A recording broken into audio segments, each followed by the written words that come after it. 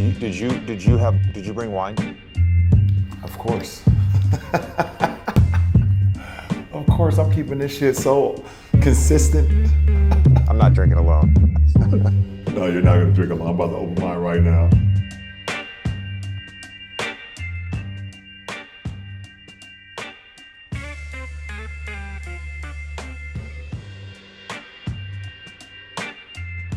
Welcome to Mind the Game with LeBron James and JJ Redick, brought to you by Uninterrupted and 342 Productions. This is episode 7, breaking down the 2024 NBA playoffs so far.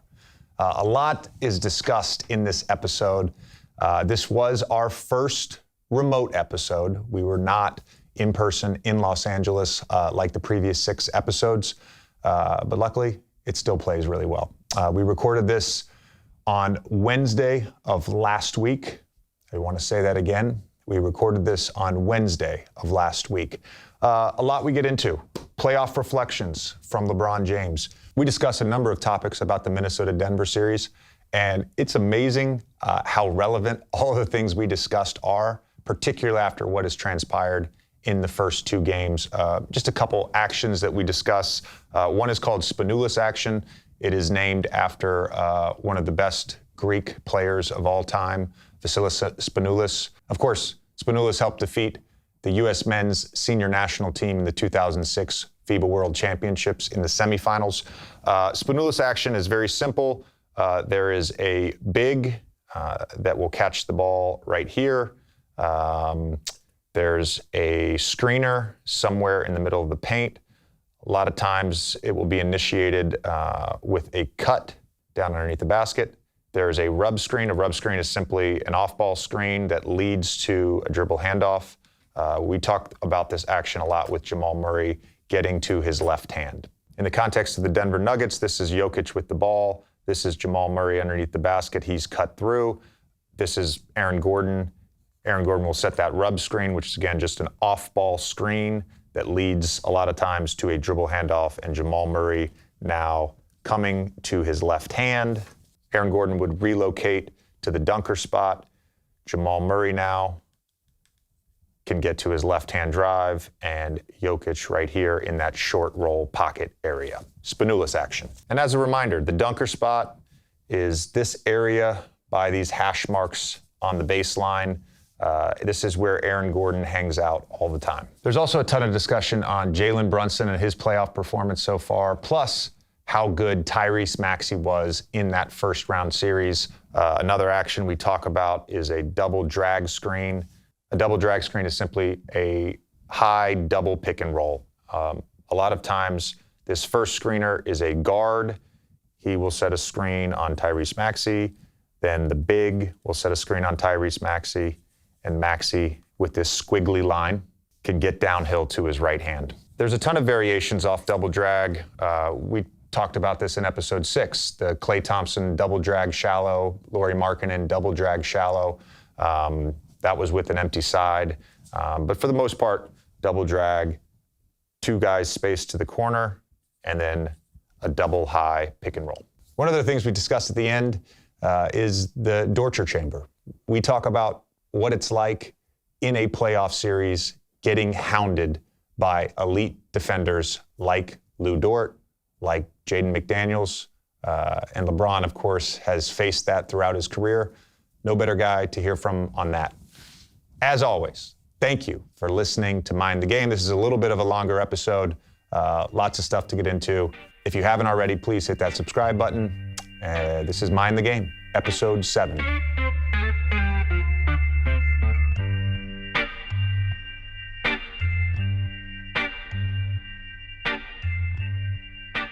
First time doing this where we aren't in person. It's all good.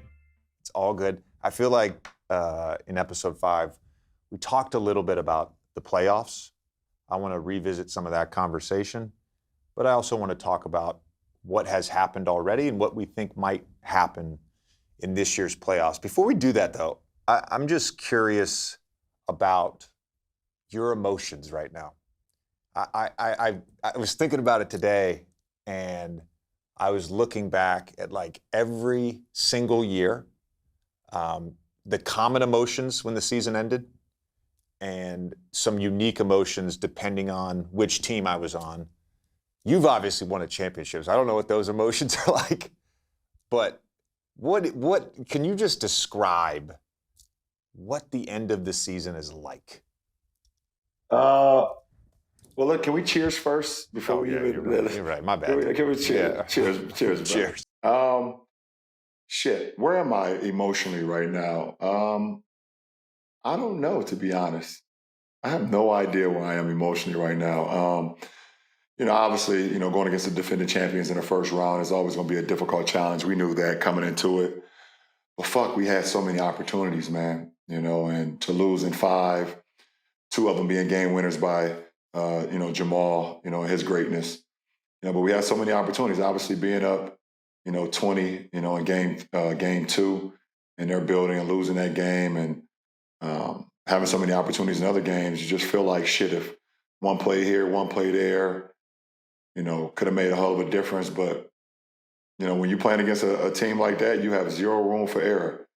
And I believe we made too many errors in some of the games. I've seen some crazy ass stat about the minutes that we were leading in the series compared to losing in the series. But we both know that's a little bit of fool's gold, because most playoff games come down to 1 or 2, 3 or 4 possessions. And if you're not able to capitalize off those possessions or make plays during those possessions, then that's how you lose games. So, emotionally, I feel like we was right there, obviously, in every game to be able to steal a game. But also at the same time, we weren't. And that's why we lost the series. And shit hurts, obviously, being a competitor I am, competitor you are, you've been in multiple series in your career as well. But fuck, man, I feel like, a couple plays here, a couple plays there. We could have won the series, but the better team won. The better team won for sure. Give credit where credit is due. I think that's fair. I want to go back to the singular play thing in a second, but I was thinking about the come down of the season, and was having a conversation with someone who's worked in the NBA a long time a couple weeks ago. We were talking about the stress levels of different positions within the NBA, right? Front office, coaching, players, all that. Yeah. And I feel like as a player, you're always on edge during the season. Always. You're there's no comfort level. The intensity, even just going to dinner with friends, you're still wired thinking about the game. Yeah. Yeah. And I think when the season ends, that was always the weirdest transition. There's certainly sometimes anger. There's certainly sadness. That, those emotions are there. But it's I know this sounds fucking weird, man, but sometimes when the season would end, I would be like, okay, I need to figure out how I can re-enter society.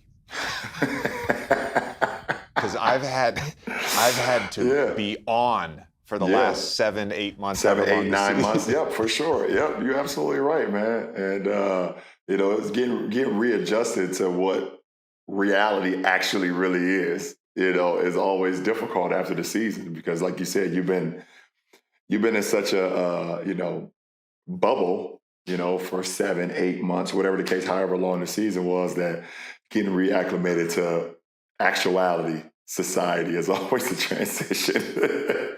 Do you approach these type of off seasons differently with USA basketball coming up?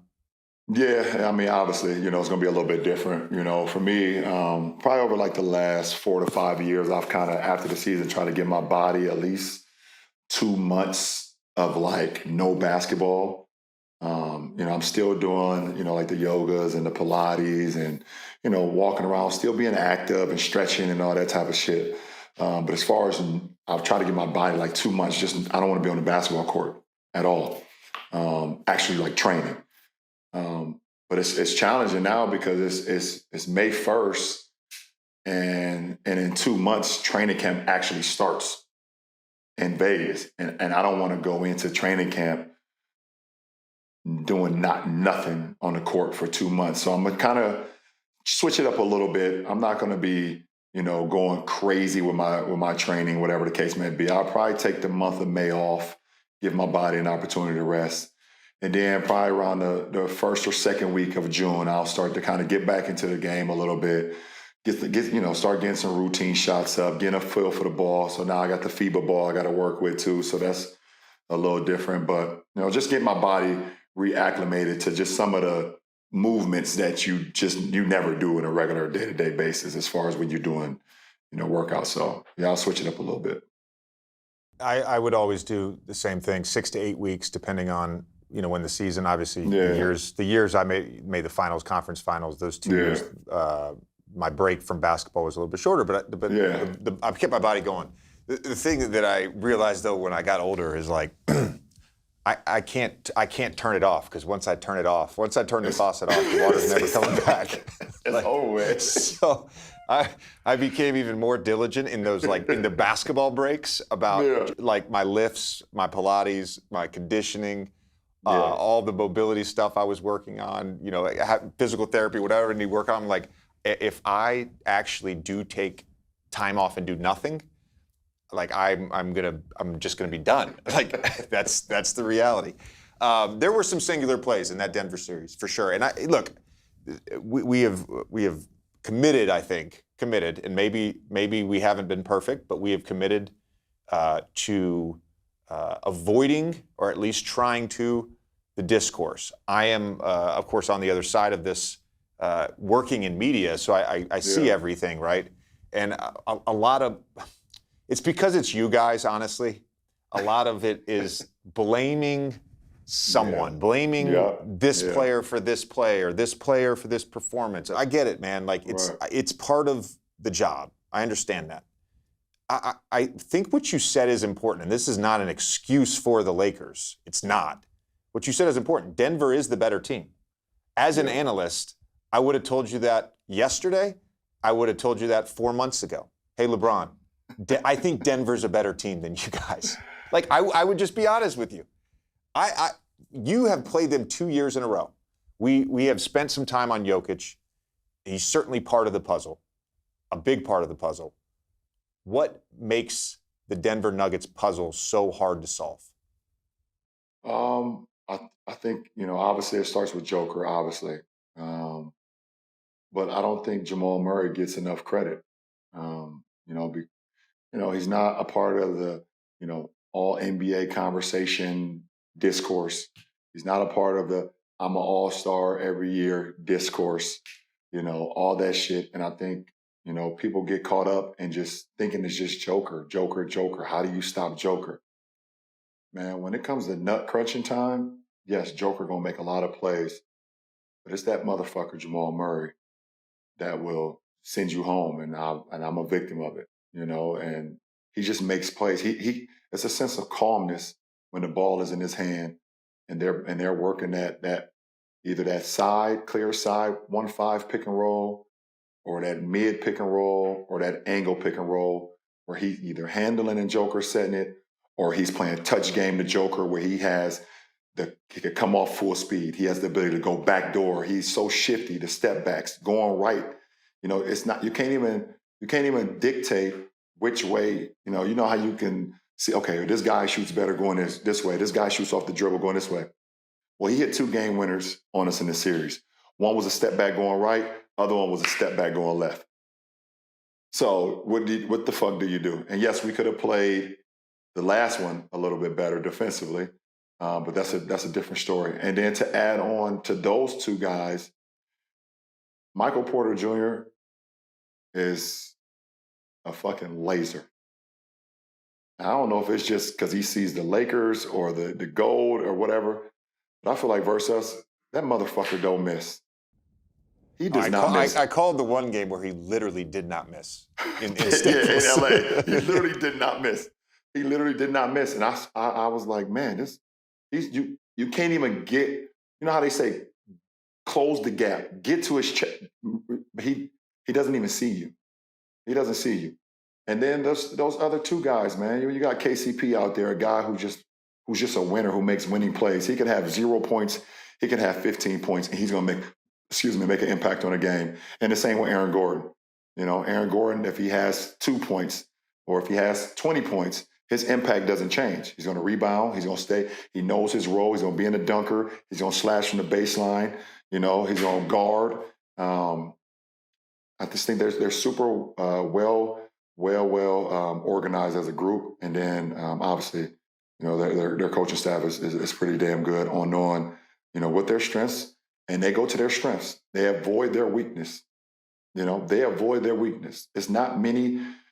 See, the difference between great teams, good teams, and bad teams is to how many possessions can you go throughout the course of the game that meant absolutely nothing. Meaning, a great team won't go through too many games where they had terrible possessions where it was like, what the fuck are we doing? Where a great team would never throw the ball into the post to a guy and we're going to expect him to score if that's not what the fuck he do. A great team would never run a pick and roll with a player if he's not a pick and roll player. That's where the great, the good, and the bad lies. Denver, they know what their strengths are. And it's not nobody on that floor that does something that they shouldn't be doing. And I think that's what ultimately makes a great team. Doc Rivers always talks about basketball as a game of mistakes, right? And it is. Yep. Like I get killed for saying this, but I'll stand by this. I don't think there's ever been a perfect player. I don't think there's ever been a perfect team. I don't know of a team that did not turn the ball over, did not miss a shot, did not lose a game. Like, basketball is a game of mistakes. Mm-hmm. What you just said is, I think, really important, and it gets ratcheted up even more in the playoffs. Mm-hmm. And that is having purpose to every possession. Yep. That is having an intent to what we're trying to do on this possession. I think that's an important point. I'm glad you brought up Michael Porter Jr. because he has really, to me, embraced like the role that he has. And I've talked to him about it, and some of it is the guy has had insane injuries, the back surgeries, playing with drop foot, all that stuff. Yep. He's just grateful to play now. But I think he is the hardest player that is not like a primary scorer, right? He's the hardest player to close out to. Yeah. The reason I say that, he's 6'10". Correct. He elevates on his jump shot. They always maintain elite spacing. So if you make a mistake in your help, or you make a mistake on the Jamal Murray, Nikola Jokic coverage in a pick and roll, and you have to react to that, you have to overhelp, you get beat by Jamal Murray, ball starts swinging, you can't close to him. He just is going to shoot over the top. Mm-hmm. And if for some reason you are there soon enough, he's gotten elite at driving closeouts. Correct. He really has. Whether he's getting to his midi or he's getting all the way to the basket. Yep. Like, he's not a primary guy, but he's a star in his role. And as we see all the time in the playoffs, those guys become even more important in a series. Because whole point of the playoffs, LeBron, you know this, the whole point of the playoffs is like, how do we make every single player uncomfortable? And it starts with the star players. How do we make the star players uncomfortable? Mm-hmm. Yep. I mean, listen, Jamal hit 2 game winners on us, but you look at his numbers, we did a hell of a job on Jamal as far as making it tough on him. He shot maybe high 30s, maybe. I don't know the statistics, but maybe high 30s from the field in our series. And obviously, Joker's going to do what he did. Michael Porter is the one who kicked our ass. He kicked our ass. And you remember we was talking about, like, having luck to win a championship? Mm-hmm. Denver is a case for that. There's no way coming out of high school before the back surgery that Michael Porter would even be in Denver.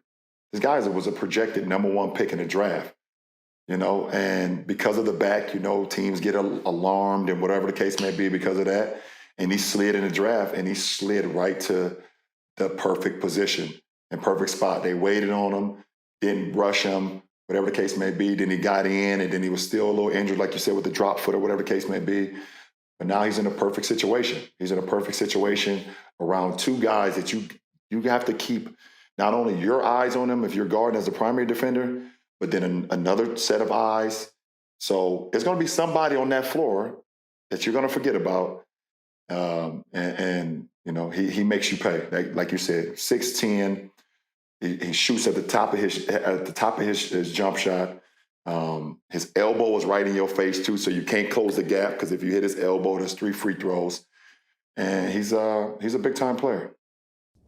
I'm gonna draw while I'm talking here, but we've talked about the singular plays and the luck. Mm-hmm. I want to talk about fouling up 3, whether or not to foul up 3, because we've seen this happen already. Multiple times, sometimes multiple times within a game, sometimes multiple times within a series.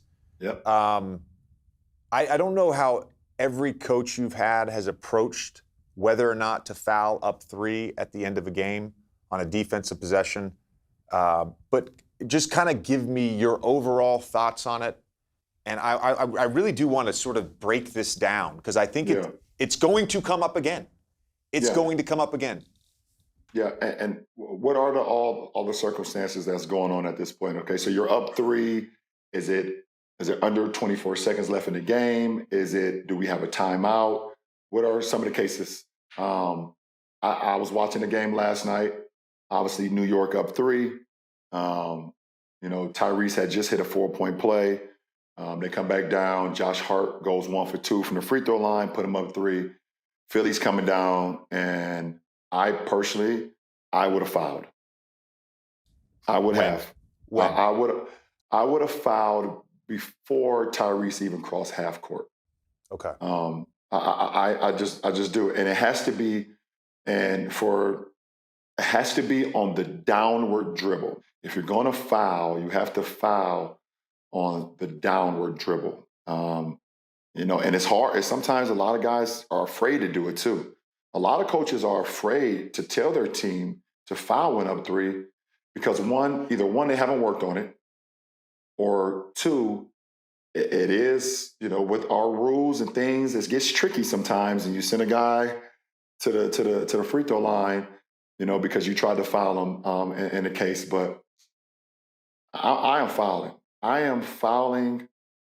I am fouling. I am fouling. It's just, guys are too great, man. Guys are too great. I'm in agreement with you. I'm fouling up 3 every single time. Every single time. Every single time. Look, I think though, to your point, I about fouling Maxey on that particular play in the backcourt. I don't have it off the top of my head when he caught the ball. Right. But let's say when he's in the backcourt, he's somewhere between 10 and 12 seconds on the clock. Mm-hmm. A lot of coaches that I had that taught us to foul up 3, it was always, you don't consider doing it until it's 6 to 8 seconds. Like 6 to 8 seconds, exactly. Right, which I don't really know why we did that cutoff. Maybe we can get into that. So the foul on the Maxey play would have been early. The other 2 factors that you always have to consider are do you have good free throw shooters? Do you have a good guy, like a guy you trust? You have multiple guys you can trust. Like when I played on the Clippers, man, like our end game offensive closing lineup was me, Jamal Crawford, and Chris Paul. There was one year we all shot 90%. Yeah, exactly. Right? Exactly. So we should foul up 3. You talked about the downward dribble. This is what I wanted to draw up because this relates directly to the play that happened, the first Middleton 3 in Game 3 of Indy and Milwaukee. So Middleton had it out of bounds, right?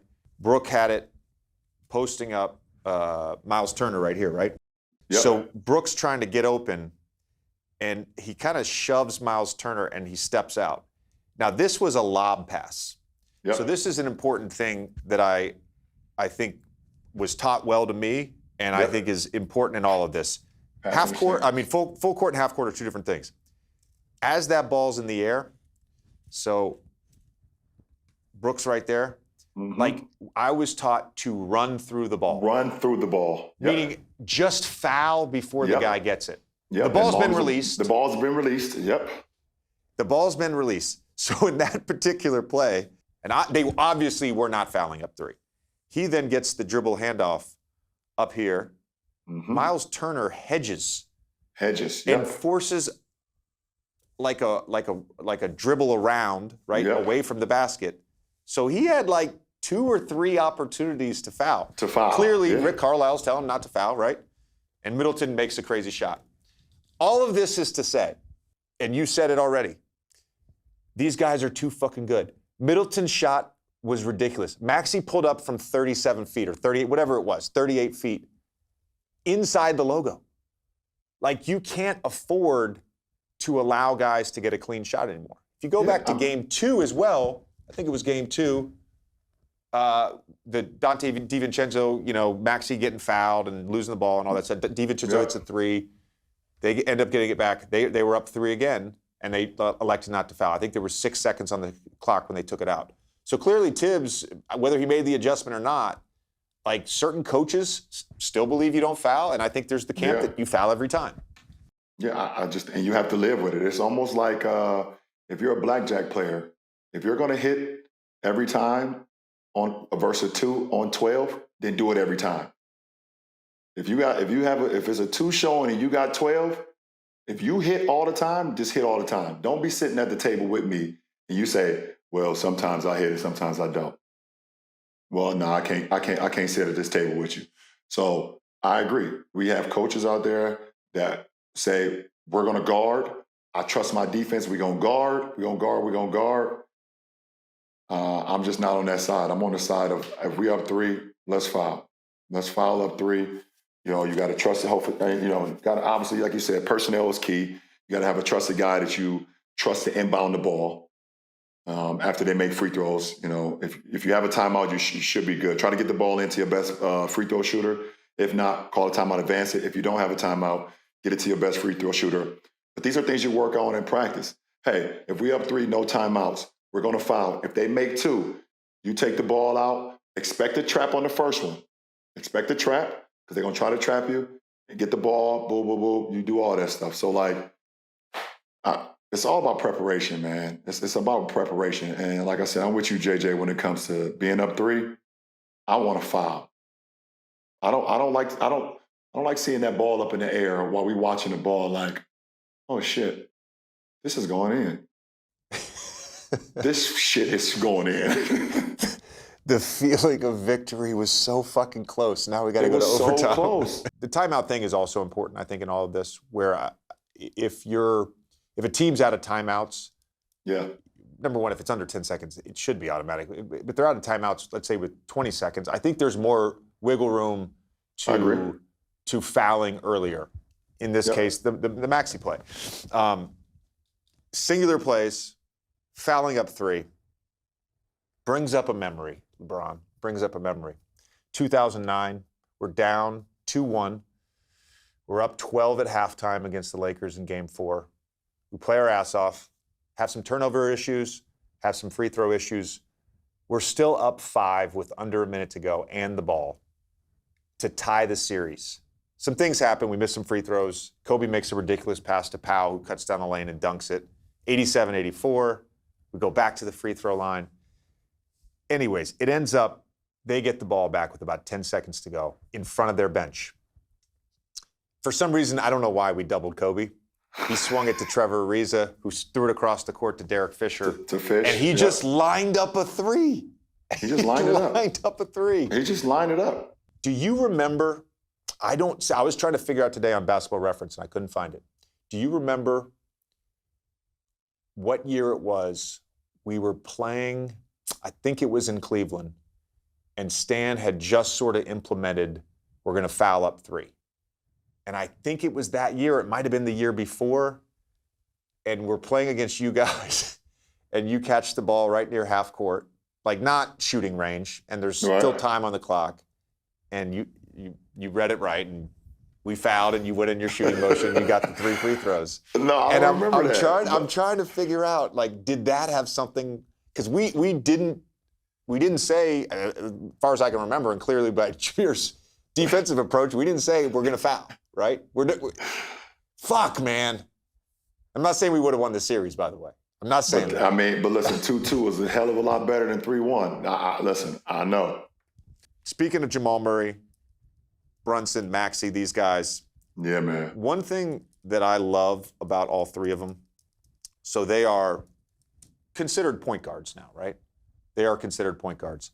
so many times will just get off the ball, cut down, and then let's say this is Jamal because he does like to come to his left hand.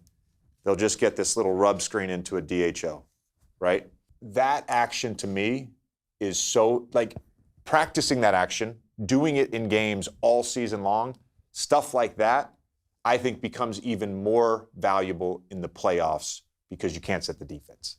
You can't set the defense, and you're getting off the ball, and we all know that once a primary guy gets off the ball, what the defender does, just for one split second, he relaxes a little bit. So, when Maul and Reese and Jalen, they getting off the ball, you relax just a little bit, and now I'm flying underneath, and I'm getting a screen. In our case, it's Aaron Gordon setting the screen, so you kind of want to stay body on body. You don't want to switch that because now Aaron Gordon's going to duck in a smaller guy into the paint. You don't want to switch that. With Tyrese, they swinging it to Embiid, and when he's handing a handoff, the guy that's guarding Embiid is so focused on Embiid maybe going one-on-one. When the drop-off happens, he's not in a position to help. So Tyrese is coming off naked. He's coming off getting to his 1, 2, 3, going left, step back. He's coming off with so much force and so much speed. And those three guys, they come off with so much speed, and they keep your defense honored all the time. There's no false gas with them when they're in action. The play with Maxey that I just think is so hard is their simple double drag. Mm-hmm. And they'll, a lot of times in this series at least, and again, we don't know the outcome of the series, but a lot of times in this series, they've used Jalen Brunson's man as the first screener. Whoever Jalen is guarding, right? He's the first screener in here. Because they don't want him to switch it. Right, exactly. And it just feels like with Maxey, you bring up the speed, with Maxey in particular, the way he's able to turn this corner and then have this defender still so concerned with Joel, this to me is one of the toughest actions to guard for the Philadelphia 76ers. It's a simple play. Right. It's just a double drag. It is. But it creates an advantage because of his speed and because Joel is there. Yep, and that creates the whole ripple effect. That's what the offense is all dictated on. How can I create a trigger? Who can create a trigger on the floor to make this whole thing work? And like you're saying, with Reese coming at that, and they don't just do like a double drag where it's like guys are like stacked right behind each other. They spread it out a little bit. So you have the first screener here, and then they angle it a little bit, and then the next screener is kind of in the middle of the floor. They angle it a little bit. So when Tyrese is coming off, he's already running downhill. And because of his three-point shooting, all three of them. This is what you mean by the angle, right? Yep, the first screener's a little bit higher. They're spaced out. A little bit higher. The second screener's a little bit lower. Exactly. And of course, as we've seen with Maxey, by the way, you go under, he shoots. You go under, he shoots it from there. Exactly. And the same with those other two guys, with Brunson and with Jamal. They will stop and pop. So, when you have a threat at that point guard position with that type of speed, the offense will work. That's the trigger. That's the trigger right there. Specifically with Brunson, where do you think some of the adjustments have been in this series offensively for them to get him more space?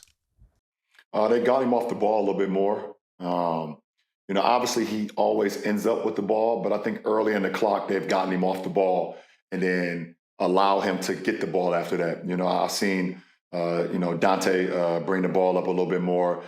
Josh Hart can bring the ball up a lot more too because he's not much of he shoots the three, but he's not much of a threat out there when he's handling the ball. So his defender is going to play off him a little bit. So it allows him to be able to go to, DHOs, dribble handoffs to Brunson with a live dribble. It allows him to hit, either Hardenstein, or Mitchell Robinson. They play that kind of like that touch game, and then they go set a pin down for Brunson coming to his left. So I think they've gotten Jalen Brunson off the ball a little bit more and allowed him to now get into his wiggle room. He's being guarded by bigger guys. I mean, Nicholas Batum is guarding him. Kelly Oubre is guarding him. Tobias Harris is guarding him. They're trying to put some length, around him, to try to contain him a little bit. But shit, he's still getting off because he's so crafty. Yeah, that's a big part of it to me. Is having someone else just bring the ball up. Yeah. You think about those first couple games, and it's not that he didn't do it in games 3, 4, or 5. Oh, yeah, for sure. You think about those first couple games where he's initiating the offense every time. Kelly Oubre is picking him up at 94 feet.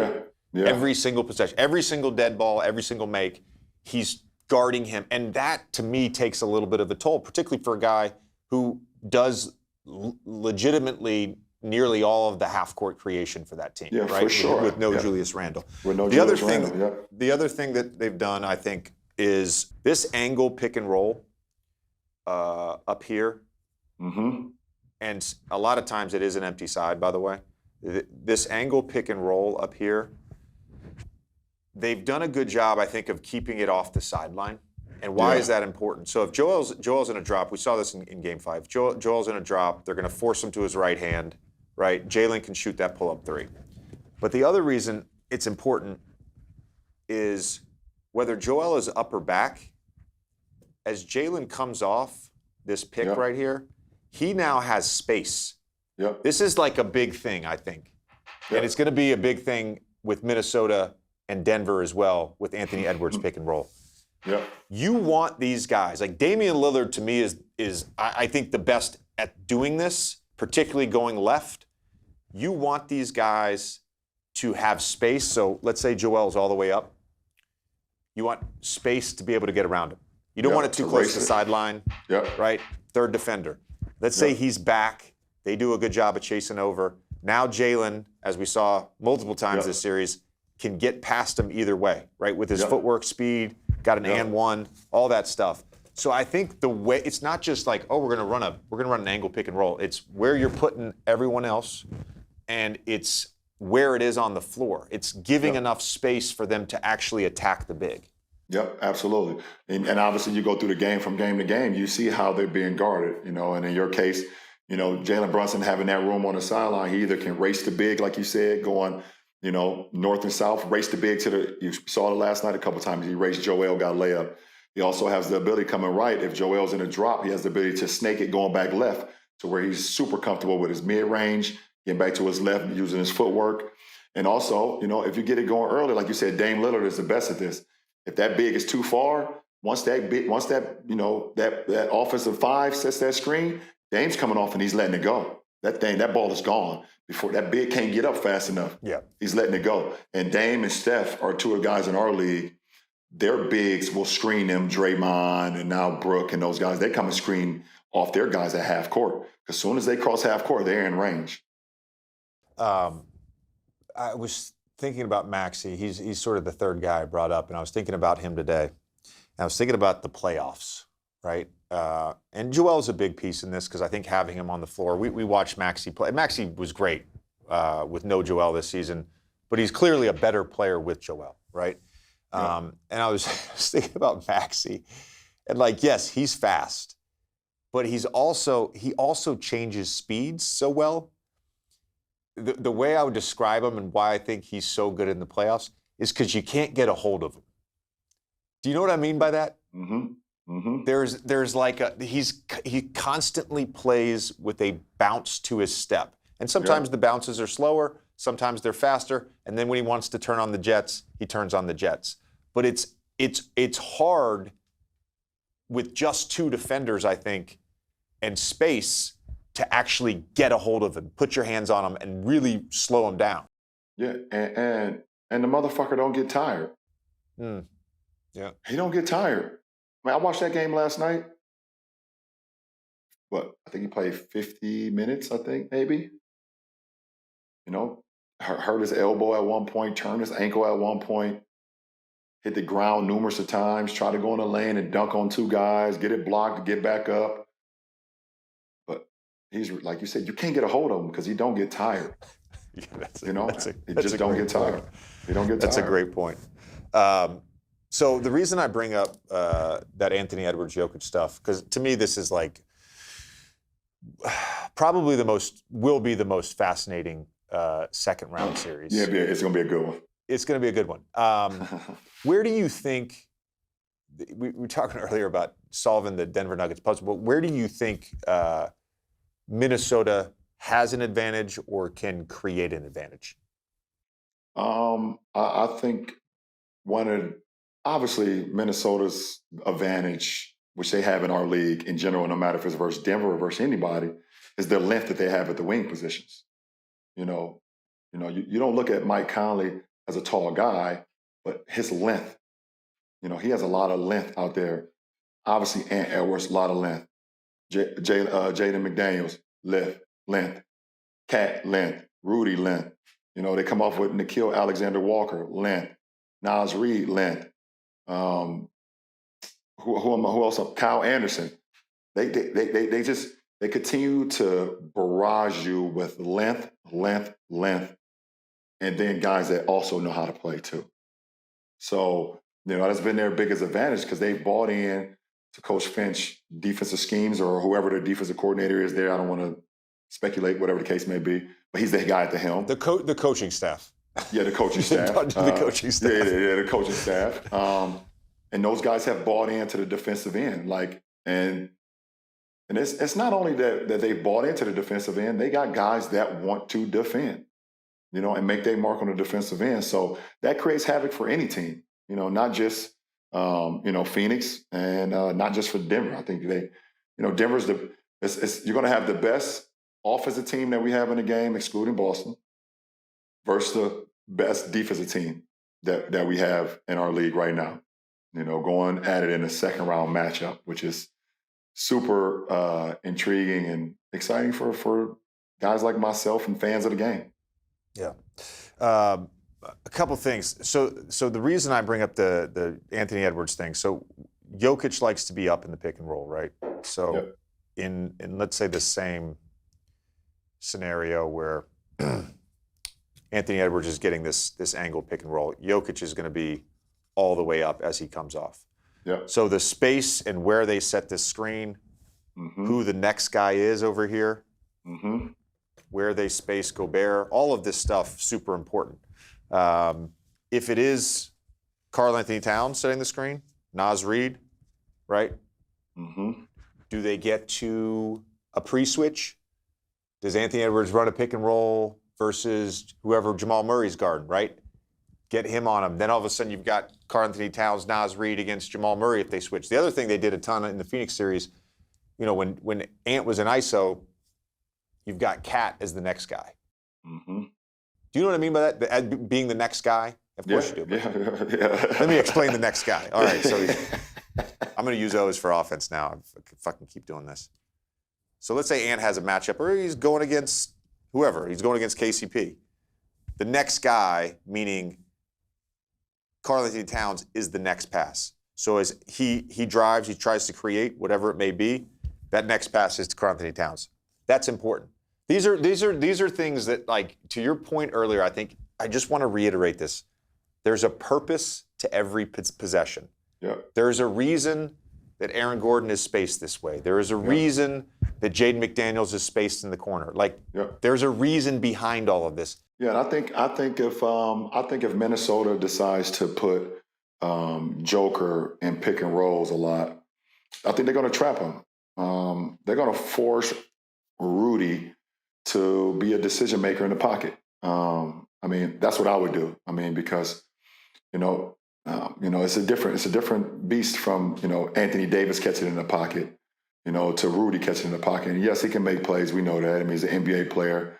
And it's not like the first time teams have blitzed off of him. But, when you allow Ant to get downhill or you allow him to turn the corner, it just opens up too much for that Minnesota team. So, we'll see. We'll see. It's all speculation and just us using our basketball IQ and our smarts of the game. But I think, I don't think we're giving away any secrets, though. I think a lot of exactly. we're trying to break down, like, essentially what is going through a coaching staff, what is going through a player's head in the playoffs. These are the things that all teams meet this way. This is how do we exploit this specific team? How do we exploit this specific matchup? Exactly. And in some cases, because I lived through it, how do I avoid this matchup? Yeah, exactly. So, that's what's going to happen. You got two great teams going at it, two of the best teams this year. And the It's gonna be a chess. It's gonna be a chess game of going into game one. Okay, this is our game plan. All right, shit. Going into game two. Okay, that worked in game one. Okay, well maybe it didn't work as much as we thought we did. Let's make a change. The one seed in the West, the team that was too young, was Oklahoma City. They swept the Pelicans. Obviously, Pelicans without their best player. Number of guys played well in that series. Shea, of course, had some big moments. Jalen Williams had some massive games. But the guy that really stood out to me, particularly because there was no Zion, was Lou Dort. His defense on Brandon Ingram. Yeah, for sure. I wanted to ask you, as a primary guy, what does it feel like going into a series, knowing that you are going against a Lou Dort that's just going to be in your shirt? He's not going to concede switches, right? You may force him into a switch at times, but he's never going to concede the switch. Like, he knows what his role is. And then as the series progresses, and you've now become annoyed with him by minute 40 of game one, and it's now game four. I'm serious, dude. The process for any great offensive player, Luka right now, going through it with Terrence Mann, like, what is that like? I think anytime you're going into a series with a defender that's capable of Lou Dort's skills, you can't have much fat on the court. And that's fuck around time. I'm not coming out here trying to get in my bag. I'm not trying to come out here, doing between behinds, crossovers to get you off of me. If I'm in a pick and roll, you tell your big, you got to screen him. Yes, he's going to try to fight through it, but I need you to screen him. Get him up off of me for a little bit. And then if I'm in ISO situations, I know I can't fuck around. It's quick moves. One counter, and get to my spot, either all the way to the cup or get to my spot on the floor. Because if you play around with guys like that, they're gonna wear on you. They're gonna keep their body on you. They're gonna make it physical. In the playoffs, you're allowed to be a little bit more physical. Well, as I've seen in all the other series, in our series, it felt like a fucking regular season game. But whatever, that's beside the point. Says the guy whose team had the greatest free throw disparity in the NBA the last two seasons. This fucking guy. Yeah, fuck that. So you gotta just go. There's no. Maybe you can get one game to wear up to warm up to it, warm up to his intensity, the way he's playing, whatever. But it's not much. You can't be out there fucking around with your movements and you getting the job done, because he's not going for none of that. He's there in your chest. Is that mindset around not messing around? Is that because there's going to be a toll with him guarding you, so doing extra creates an extra toll? Is that sort of the mindset of that? Yeah, absolutely. And also at the same time, I believe you can wear guys like that down as well. If you're not messing around, you may be able to get him with an early cheap one. Because he's trying to be too physical. So you go quick and you get a quick early cheap one on him. So now he got one foul with 10 minutes to go in the first. He's gonna back off a little bit. You able to get him his second foul. Late in the first quarter, early in the second, maybe. He damn sure won't pick up 3 in the first half, because now you got to come out for the rest of the half. So, for me, it's, I try to just play the chess game for sure. But, Dort was definitely doing his thing versus B.I. and the rest of those guys. He had him, in wrestling terms, he had him in the Cobra clutch. Is there anyone that you'd like to praise? Any of those defenders like Lou Dort that you feel like throughout your career, whether you've won or lost, or whether they've lost or won, where you would get done with the series and be like, oh, dude, that guy has my respect? I think it was my first year back in Cleveland on a return, and it was maybe our first round opponent.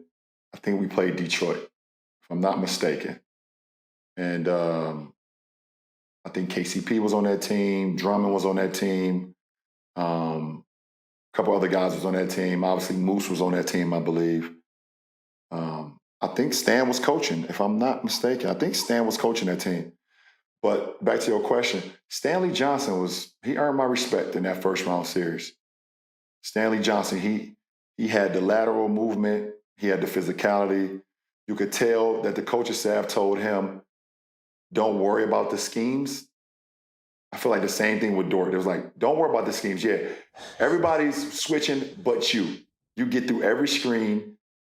If you weak side low man, you have no responsibility. You don't pull in. You're basically playing a box and one. You know, there's a lot more guys, obviously, I would give credit to defensively, but that's the one guy I like off the top of my head. Yeah, no. I know exactly what you're saying. It's not recent memory. It's 10 years ago, but it's recent enough. But Stanley definitely was. He possessed those skills though, in our league for sure. Well, this has been fun. The last point I want to make, because I like when one show builds upon another. You know, we did the show last week about 3-point shooting and why it's sort of changed everything. I saw a great stat today that came across my timeline. Teams that make more threes in this playoffs, so far 27-9. Teams that attempt more threes, just attempt more threes, are 27-8. There's a lot of there's a lot of factors in all of this, right? Because some of these games are coming down to single plays. You can have a high turnover game with a bunch of live ball turnovers, like the Clippers did in Game 3, that leads to a bunch of fast break points for the mat. Like, there's a bunch of factors to a game. Yeah. And I'm sure there's other stats that show, if you do this versus this, right, you're going to win the game.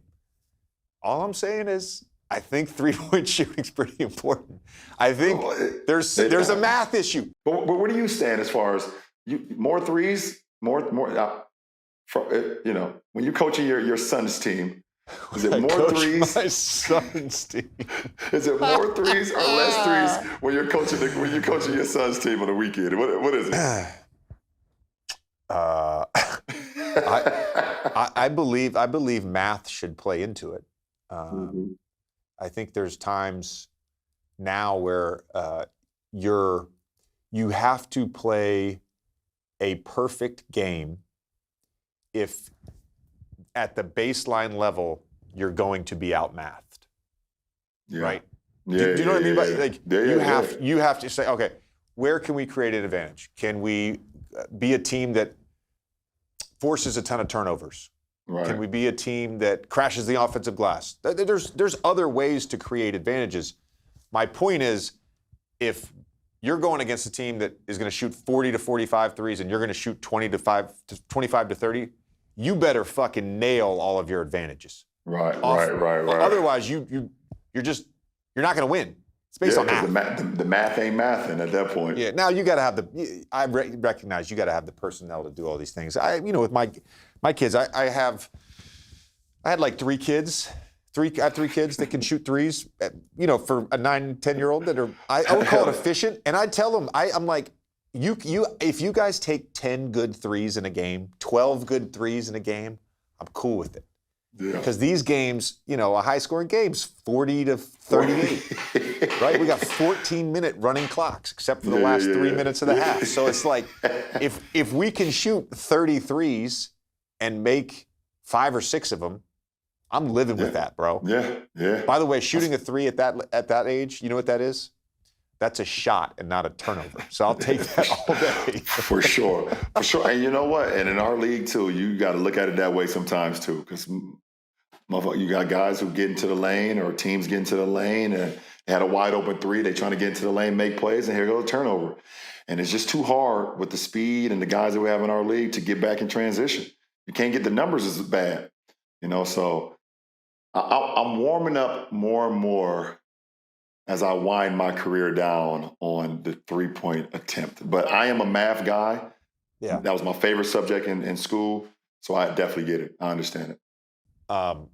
You kind of alluded to this, the conversation around LeBron shooting 12, 14 threes in a game was interesting because you attacking the basket is actually what makes like an offense work, right? So you could individually say, you know what? A lot of guys are like this. Luka could. James could. I'm going to shoot 15 threes tonight. I'm going to shoot 20 threes, right? Is that the best way for the team to run an offense? Now, in some cases, in James and Houston, it was, right? Yeah. Steph running around, running pick and roll, getting dribble handoffs, shooting transit. For them, that's the best way for them to run offense. Him taking 15 threes. So I do think it's case by case. If you're you're somehow still in your prime, it seems like, but if you're in your prime, you trying to get to the basket makes the game easier and open for everybody. I mean, it's pretty cool. I mean, to hear. Listen, if I have a guy that, from a perimeter standpoint, as an attacker, and I know can, feast off opening our offense up by getting into the lane and making plays with the lane, I can see myself, playing another 6 years, just being a spot-up shooter. maybe shooting 8 to 10 threes a game. I did okay this year from the three-point line. I did okay. I think you should just do a complete heel turn next year, and I'm going to send you all my tapes. I'm going to send you all my highlight videos, and you should just become like an off-ball movement catch-and-shoot guy. Just flying off screens, leaning, falling away. Oh, my God. You know how mad guys would be? My opponent's like, what the fuck are you doing? Why are you running this fast coming off pin downs like this? All right, man. Cheers. Fun as always. Oh, cheers. Always fun, brother. Oh, man. Hey, guys. Thanks for listening. Thanks for watching Mind the Game podcast. If you like it, please hit that subscribe button. Thank you.